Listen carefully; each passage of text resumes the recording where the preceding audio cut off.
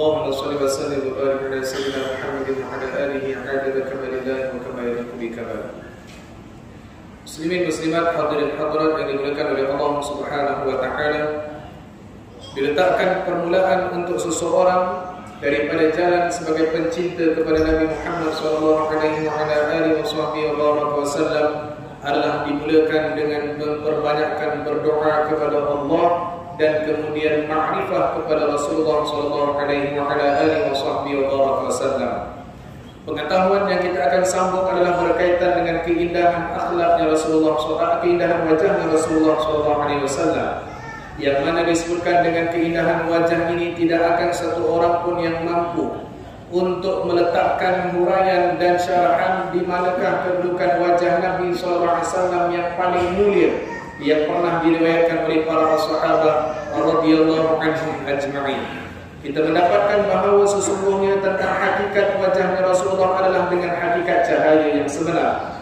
Daripada kelahiran Nabi sallallahu alaihi wa ala alihi wasallam, Sayyidatina Aminah radhiyallahu anha waktu melahirkan baginda Rasulullah sallallahu alaihi wa ala alihi wasallam, kata Sayyidatina Aminah, aku melihat kepada pandangan mata aku ini cahaya yang telah Allah siapkan pada budak ini, yaitu Rasulullah sallallahu alaihi wasallam. Cahayanya adalah menembusi kepada satu tempat yang sangat jauh, kata Sayyidatina Aminah radhiyallahu anha.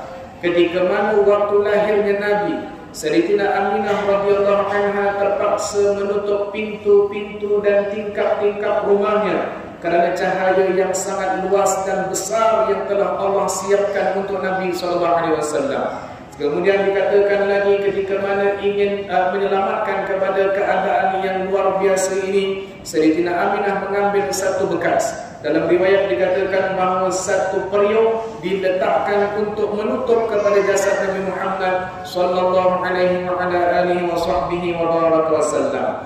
Ini merupakan dalil yang ataupun riwayat yang menceritakan tentang benarnya cahaya pada Rasulullah adalah cahaya yang hakiki, bukan kiasan ataupun perumpamaan. Kata Sayyidina Jarir bin Abdullah radhiyallahu ta'ala anhu arda, dan juga antara yang lain Sayyidina Abu Hurairah radhiyallahu ta'ala anhu arda, juga daripada kalangan para sahabat, mereka mengatakan kalau kami melihat Nabi, pastinya kami akan nampak wajah Nabi lebih terang, sebagai terangnya itu seumpama bulan purnama, dan bahkan lebih terang lagi, yang mana lebih terang itu adalah hakiki kepada wajah Nabi sallallahu alaihi wa ala alihi wasallam. Wajah yang kalau dikenali, pasti akan satu orang merasai kerinduan untuk menatap kepada wajah Nabi sallallahu alaihi wa ala alihi wasallam.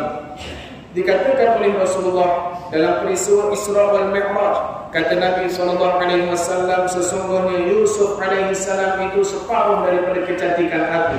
Bagaimana kecantikan Nabi Allah Yusuf alaihi salam sehingga kan menjadi fitnah kepada seluruh orang yang hidup pada zaman tersebut. Wanita-wanita terputung dengan tangannya, jari-jarinya dan tangannya. Dalam satu riwayat yang lain dikatakan bahawa sesungguhnya orang-orang perempuan yang melihat kepada Nabi Allah Yusuf alaihissalam yang tersangat cantik, maka akan terus keluar darah haidnya pada waktu tersebut kerana sangat luar biasa cantiknya Nabi Allah Yusuf alaihissalam. Tetapi kenapa tidak kepada baginda Rasulullah? Tetapi kenapa orang yang kalau melihat wajah Rasulullah penuh dengan ketenangan, melihat wajah Rasulullah penuh dengan kerinduan dan kecintaan, kerana telah Allah Subhanahu wa taala siapkan kepada Nabi Allah Muhammad sallallahu alaihi wasallam kecantikan yang akan dapat ditatapi oleh seluruh umat, dan disinilah datangnya kecantikan Nabi sebagai rahmat untuk umat Nabi Muhammad sallallahu alaihi wa ala alihi wasallam. Kita renung kembali pada diri kita. Allah Subhanahu wa taala berfirman di dalam Al-Qur'an, wa'lamu anna fikum Rasulullah. Ketahuilah wahai umat manusia, anna fikum, pada jasad kamu dan roh kamu adanya Rasulullah sallallahu alaihi wa ala alihi wa sahbihi wa baraka wasallam. Berapa ramai yang hari ini melahirkan rasa rindu dan tangisan dengan Nabi sallallahu alaihi wasallam. Berapa ramai yang mampu melahirkan kecintaan yang luar biasa kepada Nabi sallallahu alaihi wasallam, sedangkan Allah mengatakan wa'lamu anna fikum Rasulullah. Ketahuilah bahawa pada jasad kamu dan roh kamu adanya baginda Rasulullah sallallahu alaihi wa ala alihi wa sahbihi wa baraka wasallam.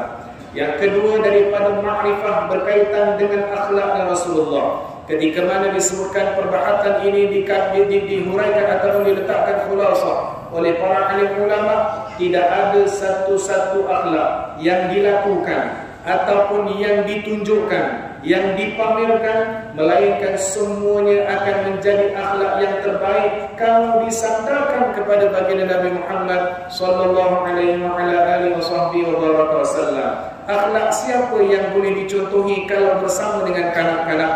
Akhlak siapa yang boleh dicontohi kalau bersama dengan anak muda? Nabi sallallahu alaihi wa ala alihi wasallam saat bersama dengan kanak-kanak akan bermain bersama dengan kanak-kanak. Saat mana dengan anak-anak muda, Nabi duduk bersama mereka. 20 hari dalam satu riwayat Nabi pernah duduk bersama dengan anak-anak muda semuanya.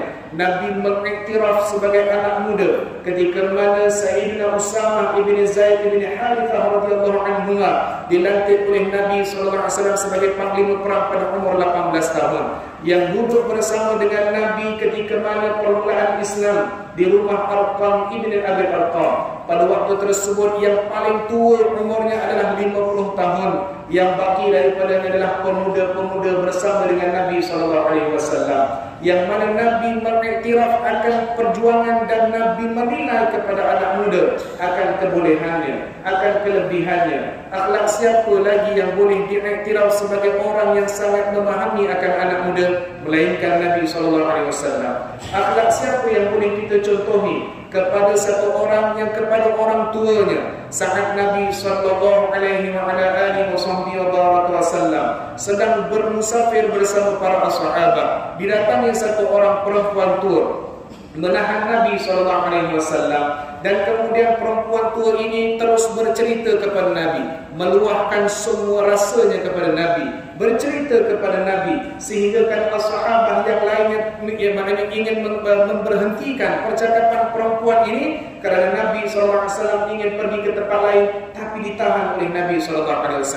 Siapa yang boleh meletakkan kedudukan sebagai presiden pada waktu tersebut mendengar luahan satu orang perempuan tua yang tak dikenali, tapi dengar sampai habis, sampai selesai habis, baru Nabi SAW berjalan semula. Siapa yang boleh mencontohi akhlak ini melainkan kurun yang terbaik yang pernah ditunjukkan oleh Sayyidina Umar bin Khattab radhiyallahu ta'ala anhu arda saat mana menjadi khalifah. Kemudian Sayyidina Umar berjalan berjumpa dengan satu orang wanita yang memanggil Sayyidina Umar radhiyallahu anhu dengan ya Umair, yaitu dengan gelaran yang kalau didengar oleh sahabat itu tak sesuai dengan panggilan khalifah, kerana Umair itu adalah seorang budak kecil dipanggil oleh satu orang perempuan tua. Didatangi kepada Sayyidina Umar, dinasihat kepada Sayyidina Umar, dibiarkan oleh Sayyidina Umar walaupun sahabat yang lain suruh untuk berhentikan percakapan wanita ini. Dan akhirnya selesai bicaranya wanita tua ini, Sayyidina Umar berjalan. Kata Sayyidina Umar, aku malu kalau aku abaikan perempuan ini, kerana ada orang yang lebih mulia sanggup mendengar orang tua berbicara pada waktu tersebut adalah Nabi Muhammad SAW. Siapa akhlak yang boleh kita contohi kalau dia bersama dengan panglima-panglima perang? Siapa akhlak yang layak untuk kita contohi kalau bersama dengan orang-orang miskin? Siapa orang yang paling layak untuk kita contohi kalau bersama dengan orang-orang kaya? Semuanya akan dibalikkan kepada baginda Rasulullah sallallahu alaihi wa ala alihi wasallam. Tidak ada satu akhlak yang boleh untuk kita ceritakan melainkan akhlak yang terbaik adalah baginda Rasulullah sallallahu alaihi wa ala alihi wasallam. Dan antara yang ketiga ma'rifah kepada Rasulullah sallallahu alaihi wasallam adalah kebaikan. Satu orang yang telah memberikan kebaikan kepada orang lain adalah syarat untuk seseorang akan jatuh cinta kepadanya, yaitu yang telah ditulis oleh Al-Imam Al-Ghazali radhiyallahu ta'ala anhu arda. Kita sama-sama mengambil pada malam ini untuk mengenang dan mengembalikan kita punya pemikiran. Terima kasih kita kerana khidmat baik Nabi kepada umatnya pada hari ini. Kita hari ini mendapatkan faedah yang terlalu banyak. Kata para ulama, antaranya Al-Imam Al-Jurdani radhiyallahu ta'ala anhu warda, syarah kepada Al-Arba'un An-Nawawiyah, dalam kalangan kitab beliau Al-Jawahir Al-Lu'lu'iyah, mengatakan bahawa dalam satu syarahan, sesungguhnya seluruh umat Nabi Muhammad sallallahu alaihi wa ala alihi wa sahbihi wasallam tidak akan dimatikan oleh Allah, melainkan semuanya akan dimatikan dengan mati syahid. Sama ada syahid dunia akhirat ataupun syahid dunia ataupun syahid akhirat yang banyak disebutkan oleh para ulama daripada hadis-hadis Nabi sallallahu alaihi wasallam. Dalam keadaan kebaikan yang telah Nabi tunjukkan, hari ini umat Nabi mendapatkan faedah akan hal ehwal kematian.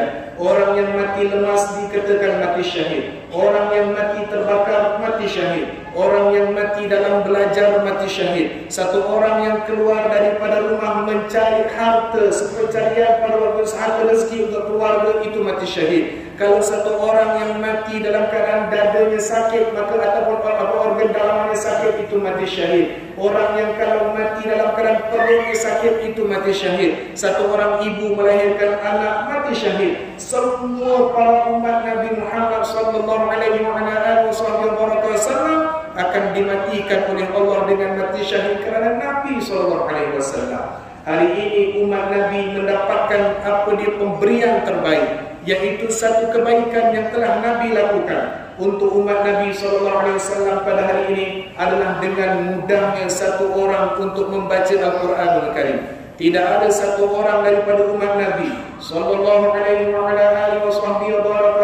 yang membaca Al-Quran melainkan dimudahkan oleh Allah Subhanahu wa Ta'ala, kerana ianya telah ditapis dan diringankan oleh Nabi SAW. Disebutkan dalam syarahan kepada Bada'ul Wahyi, dalam muqaddimah penceritaan ataupun disyarahkan oleh Al-Imam Al-Iraqi dalam syarah kepada kitab beliau Al-Fiqh Nabawiyah, menceritakan saat Nabi sallallahu alaihi wasallam menerima wahyu yang Allah berikan kepada Nabi sallallahu alaihi wasallam.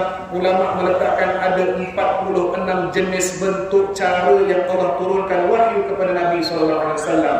Dan Nabi mengatakan antara banyak-banyak itu yang paling berat untuk aku, kata Rasulullah, saat cara wahyu itu diturunkan, ketika mana bunyi seperti bunyi loceng yang sangat kuat, kata Nabi SAW. Dibuktikan dengan satu riwayat, Sayyidina Ali radhiyallahu ta'ala anhu arda, satu orang yang diberikan dengan kekuatan dan gagah perkasanya dalam peperangan Khaybar, menentang kepada seorang yang menentang kepada Yahudi Khaybar. Pada waktu tersebut dikatakan perisai Sayyidina Ali pecah, digantikan perisainya adalah dengan gerbang pintu untuk diambil sebagai benteng pada waktu tersebut. Orang yang gagah, orang yang kuat. Tetapi kata Sayyidina Ali, satu ketika Nabi SAW sedang baring di pembaringan peha aku merasakan berat peha aku ini dengan kepala Rasulullah yang mulia. Semakin lama semakin berat, saya semakin berat dan semakin berat. Kata Sayyidina Ali, sampai ingin rasa pecah peha aku kerana beratnya kepala Nabi SAW. Sangat mana waktu itu dalam tempoh beberapa masa, dan akhirnya kembali ringan kembali kepada Rasulullah SAW. Setelah itu kata Sayyidina Ali ditanya kepada Rasulullah, apa yang berlaku kepada engkau wahai Rasulullah? Kata Nabi SAW, wahyu sedang turun kepada aku, kata Rasulullah SAW. Apakah kebaikan yang telah Nabi berikan kepada umat? Tidak ada satu umat pun yang akan beban sebagaimana beban diterima oleh Nabi untuk membaca Al-Quran Al-Karim. Satu-satunya Nabi yang mewariskan mukjizat yang boleh digunakan oleh umatnya adalah Nabi Muhammad sallallahu alaihi wasallam. Apalagi kebaikan yang dilakukan oleh Nabi sallallahu alaihi wasallam kepada umat, yang disebutkan bagaimana antara nama-nama Nabi sallallahu alaihi wasallam adalah dengan namanya Nabi Taubah, yaitu Nabi yang bertaubat kepada Allah Subhanahu wa Ta'ala. Disebutkan bagaimana Nabi SAW beristighfar yang menjadi cemburunya Sayyidina Musa alaihissalam, yang pernah disyarahkan oleh Sayyidina Wahab bin Munabbih, menggabungkan beberapa riwayat dalam syarahan daripada Imam Abdullah Ali Al-Haddad dalam kitab beliau Sabilul Iddikar wal I'tibar bima yamuru bil lisan wa yaqdi bil amal, di dalam mensyarahkan tentang 14 perkara yang menjadi sesuatu keinginan yang luar biasa daripada Nabi Allah Musa alaihissalam tentang kelebihan umat Nabi SAW. Antaranya adalah umat Nabi SAW yang mana kalau hanya dengan beristighfar akan diampunkan dosa oleh Allah Subhanahu wa taala. Daripada mana datangnya istighfar kita akan diampunkan dosa? Kerana Nabi SAW beristighfar, maka umat Nabi beristighfar diampunkan dosa oleh Allah Subhanahu wa taala. Apalagi khidmat yang Nabi telah berikan, kebaikan yang telah Nabi berikan kepada umat.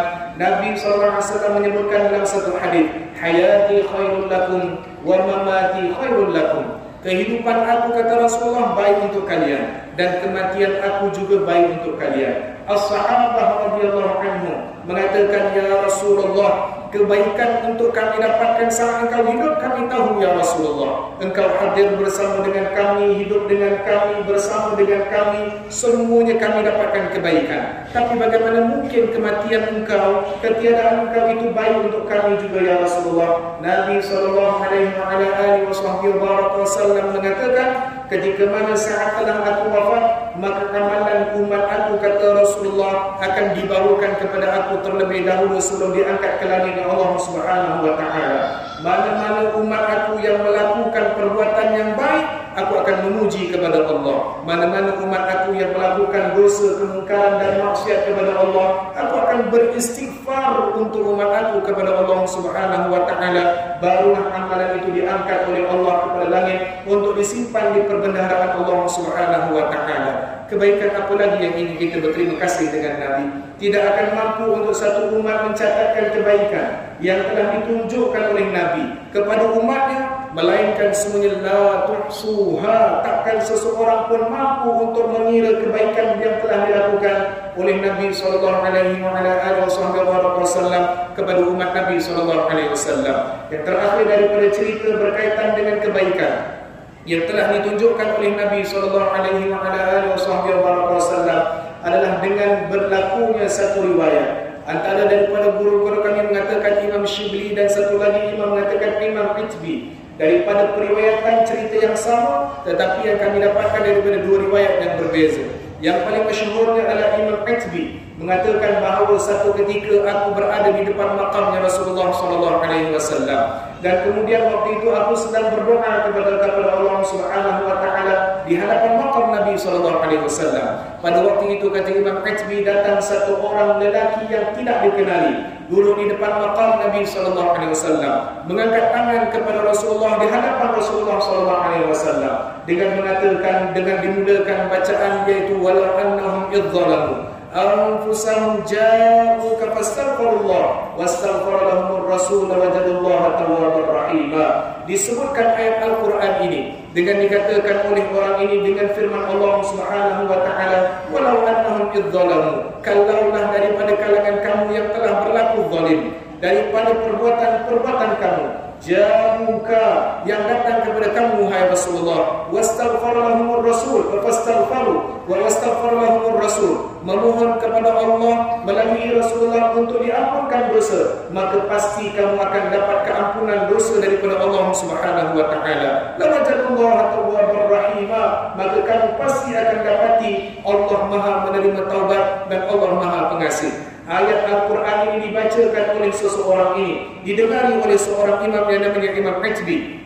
Dan kemudian pada waktu tersebut dikatakan bahawa kemudian diangkat tangan dengan mengatakan, ya Rasulullah, aku hadir di hadapan engkau untuk engkau mohonkan kepada Allah supaya Allah ampunkan dosa aku, dan aku datang kepada engkau wahai Rasulullah untuk mendapatkan syafaat daripada engkau ya Rasulullah, dan aku datang ini semata-mata dengan membenarkan ayat Al-Quran Karim sebagaimana yang telah disampaikan tadi, yaitu walau annahum idzalamu, sehingga akhir ayat.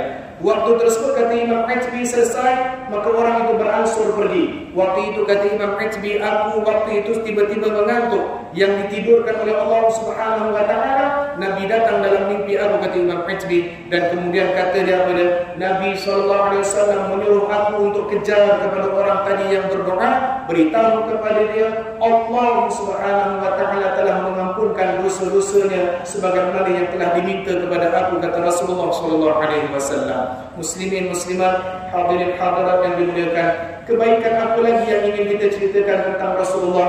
Terlalu banyak, dan kerana banyaknya itulah untuk kita berterima kasih dengan Nabi SAW. Kita tidak akan hidup dengan keadaan aman hari ini melainkan dengan Rasulullah. Kita tidak akan dapat hidup dengan panduan yang terbaik melainkan nasihatnya Rasulullah. Dan antara perkara yang terbaik untuk kita sebagai umat Nabi SAW lakukan pada saat ini untuk menjadikan benteng yang paling ampuh di akhir zaman, mendapatkan petunjuk yang paling tepat, mendapatkan bimbingan daripada Allah, daripada melalui ilham-ilham yang terbaik adalah dengan memperbanyakkan selawat kepada Nabi Muhammad sallallahu alaihi wasallam sebagai khulasah pertemuan kita pada malam ini. Diambil daripada satu riwayat cerita.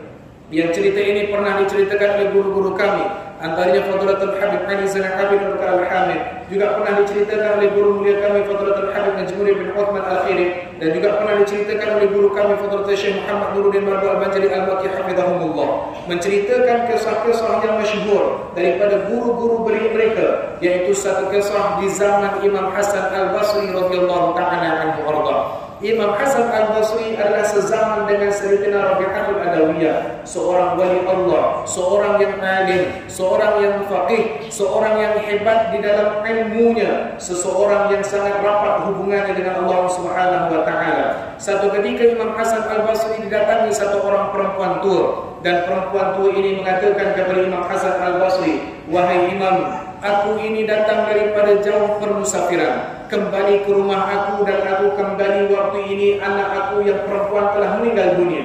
Aku tak dapat melihat untuk kebumikan dia, dan aku tak sempat untuk solatkan jenazah bersama-sama pada waktu tersebut, dan aku tak dapat melihat keadaan kematian dia. Apakah engkau boleh bantu kepada aku, wahai Imam, untuk melihat bagaimana beliau ini berada di alam barzakh?" Diminta oleh satu orang perempuan, kemudian minta kepada Imam Hasan Al-Basri untuk melihat bagaimana keadaan anak perempuannya berada di alam barzakh. Dalam hal ini, kita tidak boleh menafikan akan ilmu satu orang yang boleh melihat orang lain di alam barzakh, walaupun hanya sekadar mimpi. Itu adalah mubasyirat. Satu-satu daripada jalan adalah jalan orang-orang yang beriman. Ketika mana Sayyidina Umar radhiyallahu ta'ala anhu arda bermimpi pada satu malam, yang mana beliau bermimpi berjumpa dengan Sayyidina Ali, yang Sayyidina Ali bermimpi jumpa dengan Nabi SAW. Ini adalah perkara ghaibiyah yang telah pun ditunjukkan oleh para ulama dengan kurniaan daripada Allah Subhanahu wa taala. Maka Imam Hasan Al-Basri melakukan kepada satu amalan, dan kemudian ditakdirkan malam itu Allah datangkan mimpi kepada Imam Hasan Al-Basri berjumpa dengan anak perempuan tua ini. Ketika mana dia berjumpa dengan perempuan ini, Imam Hasan Al-Basri mengatakan, "Aku nampak wanita ini dalam keadaan pakaiannya sangat buruk dan busuk. Aku nampak dipakaikan mahkota daripada besi neraka. Aku nampak dipakaikan dengan rantai yang sangat panas, dan aku nampak adalah dia sedang diangkat oleh Allah di alam barzakh." Ketika itu, kata Imam Hasan Al-Basri, diberikan khabar ini kepada perempuan ini, yaitu ibu kepada wanita ini. Dan kemudian selang beberapa lama masanya, Imam Hasan Al-Basri radhiyallahu anhu didatangi satu mimpi lagi, berjumpa dengan satu orang wanita yang cantik pakaiannya, wangi badannya, wajahnya cantik, pakaian daripada mahkota, rantai daripada emas, dan dalam keadaan yang sempurna. Kata perempuan ini, "Wahai Imam, kau kenal aku ataupun tidak?" Kata Imam Hasan Al-Basri, "Aku tak kenal dan aku tak ingat." Kata perempuan ini, "Aku adalah anak satu orang perempuan yang pernah berjumpa dengan engkau untuk mengetahui apa yang berlaku kepada aku di alam barzakh." Kata Imam Hasan Al-Basri, "Bagaimana mungkin dahulu engkau diseksa, sekarang kau mendapatkan nikmat?" Kata perempuan ini mengatakan, "Wahai Imam, saat mana aku berada di alam barzakh, pada ketika itu aku dan semua orang-orang berada di perkuburan itu sedang diadab oleh Allah Subhanahu wa taala. Tidak ada satu pun ditinggalkan oleh Allah, melainkan semuanya diadab oleh Allah Subhanahu wa taala. Maka ketika mana kami sedang beradab, datang satu orang lelaki yang saleh dan mukmin, satu orang yang beramal dan satu orang yang imannya kuat. Ketika mana beliau memijakkan kakinya ke tanah perkuburan kami sambil mulutnya berselawat kepada Nabi SAW, Allah terima selawatnya. Dan ketika itu kami mendengar satu seruan bahawa suruh dihentikan semua orang yang sedang diadab tadi, kerana berkat orang tadi yang berselawat kepada Nabi SAW di tanah perkuburan kami pada waktu tersebut. Muslimin muslimat hadirin hadirat, kalaulah satu orang berselawat memberikan faedah kebaikan kepada orang lain dengan berkat selawatnya, apakah hari ini kita akan diabaikan oleh Allah, kita akan diabaikan oleh Rasulullah kalau kita yang memperbanyakkan selawat kepada Nabi SAW? Mari sama-sama kita pada tahun ini menjadikan maulid, menjadikan ulang tahun kelahiran Nabi, yang kita akan berulang-ulang menceritakan perihal Nabi, akan bertambah satu amal kita kepada Nabi SAW dan akan bertambah makrifah kita kepada Nabi SAW dan bertambahnya makrifah, akan bertambahnya mahabbah kita kepada Nabi Muhammad SAW. Muslimin muslimat hadirin hadirat yang dimuliakan oleh Allah Subhanahu wa taala, sebagai penutup pada malam ini, kita ambil ruang waktu yang Allah telah pinjamkan umur kepada kita untuk kita mengucapkan berterima kasih pada Rasulullah, untuk kita bersyukur kepada Allah menjadi umat Rasulullah, kerana Sayyidina Musa alaihissalam yang sangat mana melihat kepada kelebihan umat Nabi dan meminta semua kelebihan itu menjadi umat Nabi Allah Musa, ditolak oleh Allah dan mengatakan itu adalah umat Nabi SAW. Dan Nabi Musa mengatakan, wahai Tuhan, kalau begitu jadikan aku umat Muhammad.